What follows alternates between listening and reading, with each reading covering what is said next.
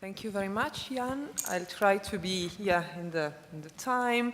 Many systems, well, in principle, there should be a structure of reception. What I'm talking today, I'm glad to be among the last speakers because we heard already quite a lot about the reception system, so I think I don't need to clarify each of the labels you find there, just, very quickly. Hotspots, we heard just a few minutes ago what they are. So migrants arrive there, and then there is these first reception centers. We heard about Cara or Di Mineo. So these are big centers where migrants first go after being rescued, helped, saved, and fingerprinted at the hotspots.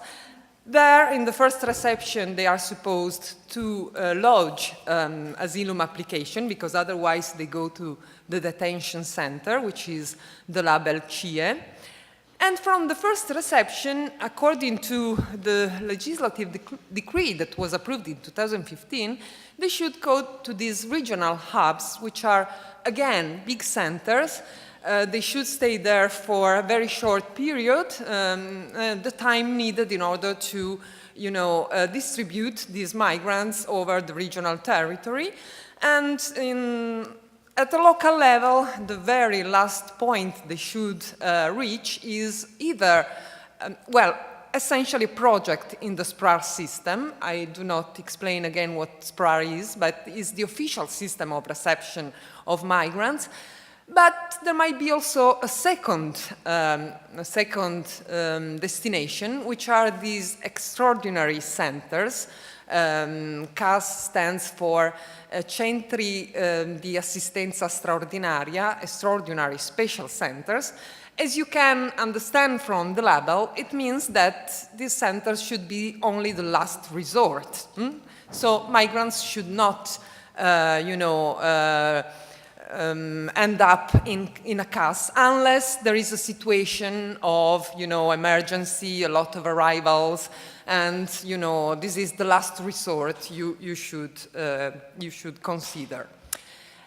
However, if we look at the reception system, in fact, what is actually taking place in every day, we see that after the hotspots and the first reception, that usually these are the, the main first steps that take actually place. Then the regional hubs are not there, actually, a few, and not all the regions have already set up these regional hubs. So migrants actually are sent primarily to the extraordinary centers, to the spatial centers that was supposed to be the last resort, while the SPRAR is a rather, some people also, critical scholars, talk about a lottery of the SPRAR, because you have to be lucky, there are a few places, and you have to be lucky to qualify for a SPRAR project. Usually, you end up in one of these spatial centers that are set up very quickly by the prefectures, and we heard a bit before, so now I will go, however, into more details. This is clear from the numbers. You see here, almost 80% of the people that, is sent enters the asylum seeker reception system actually goes into a SPRAR, into a CAS, a spatial center, while only a minority, around the 20%, is able to find the right way, which is the SPRAR. And the variation is, throughout the time, is not really in favor of the official system. So you see that also the spatial centers are, continuously increasing the number of places that are available for migrants. So, from this data, I think we can, really have an idea, we can draw an idea what is the reception system today. And I see here, I propose you, quoting a famous movie as the good, the bad, and the ugly. We have actually three different systems that coexist together. And the good is the SPRAR that has been mentioned many times, the system of protection, the one that should not just provide shelter and board, but also an introduction to the Italian society, language courses, which is the the first picture there, or an interaction with the local community and so forth. The bad is the spatial centers, with migrants hanging around without basically having so much to do. And at the end, we have also the ugly, which is another, very common place migrants end up, and we will see in a minute the data on this, so informal settlements. So, the good. Now let's see what are the opportunities, the challenges and the constraints of these three parallel systems. The good seems to be only opportunities. I just mentioned that this is the official system. This system is supposed to provide, the SPRAR projects are supposed to provide also integration opportunities. Many studies show that the sooner you start integration, the better are the chances of getting integrated.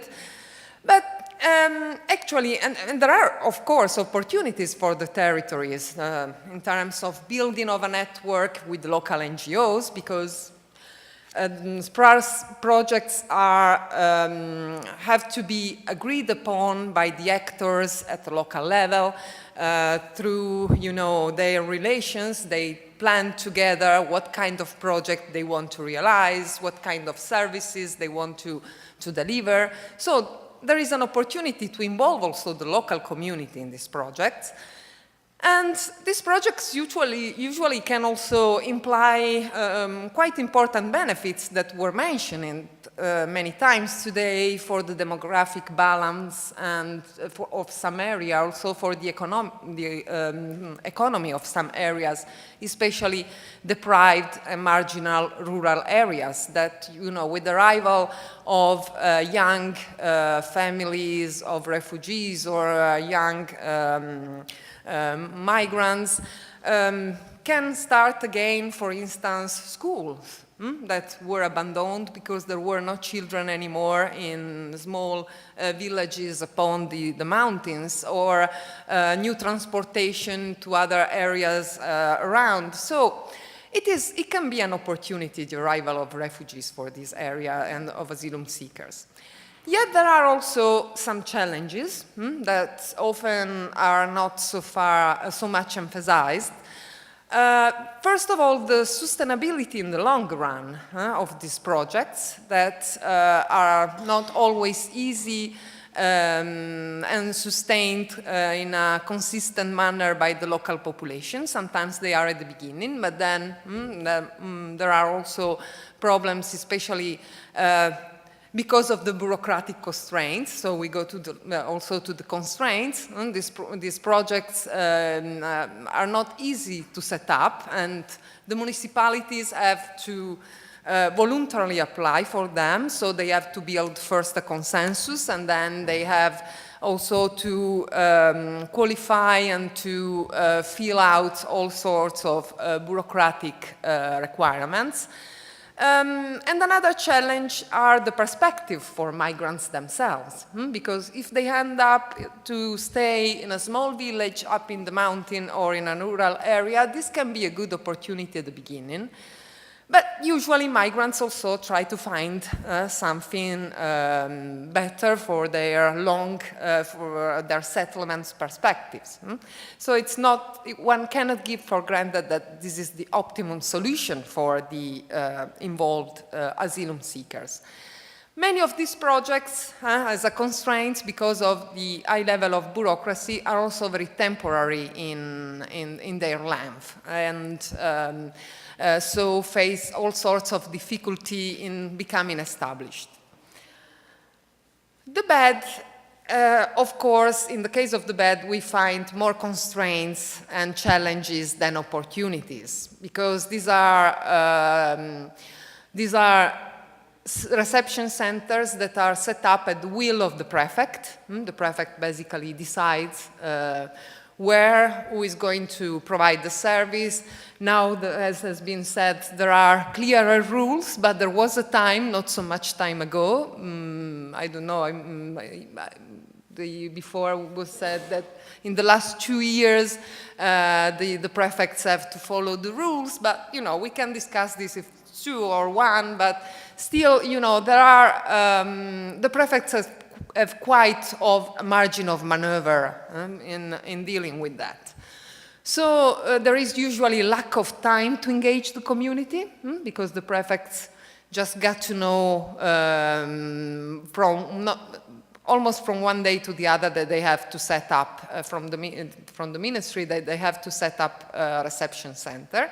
So there is no time to engage and to discuss with the community, you know, and to build a consensus. Who are these people who are arriving, what is their experience, and so forth.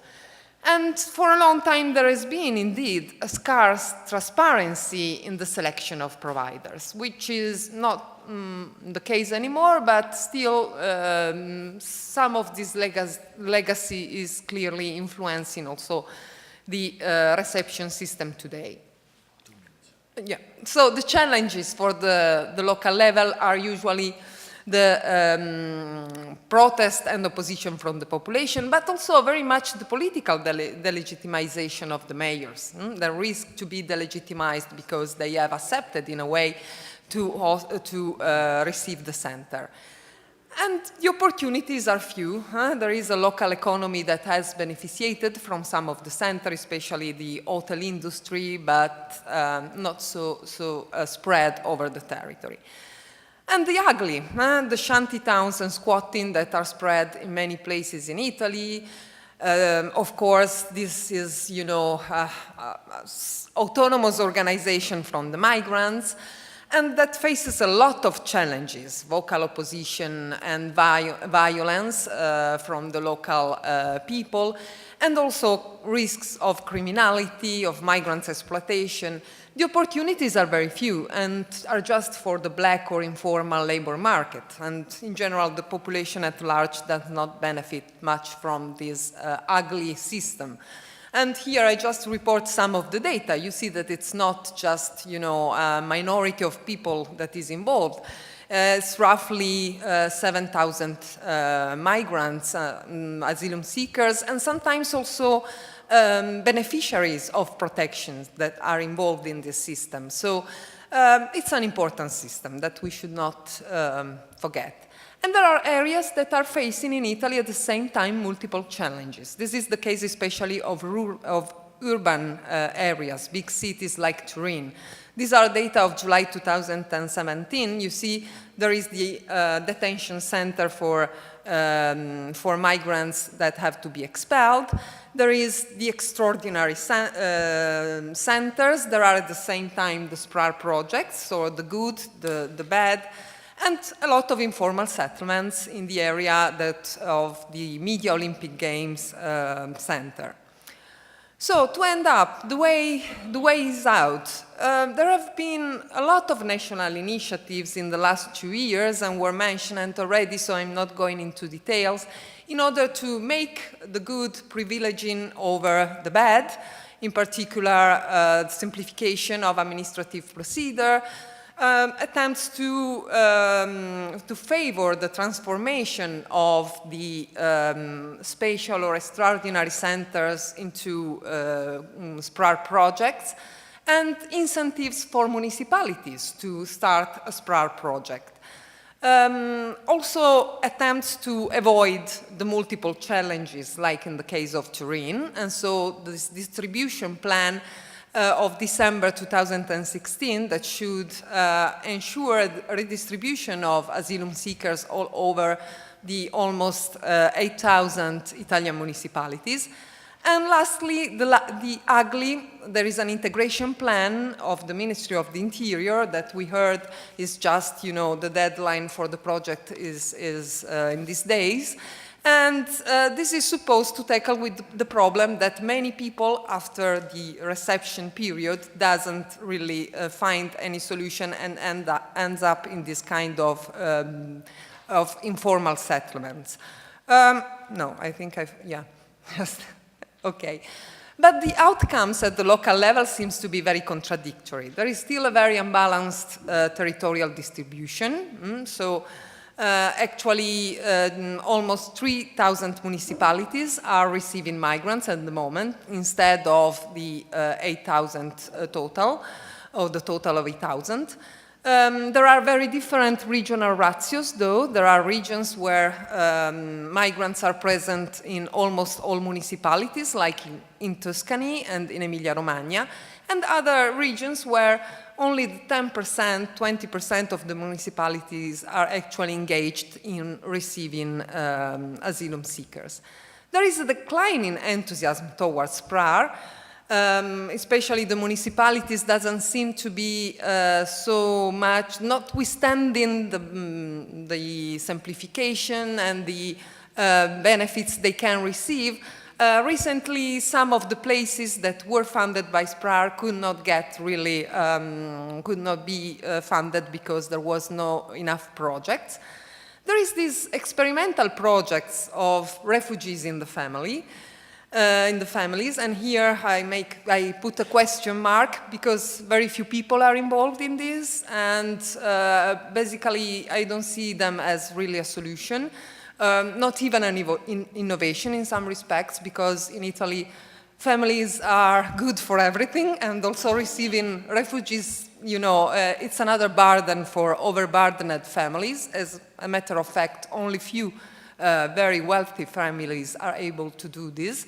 So at the end, we see that the ugly is still flourishing among a lot of protests. This is a recent one. It's an ex-military base of Cona in province of Venice, a shanty town within a reception center. So the ugly and the bad going together. And that's it.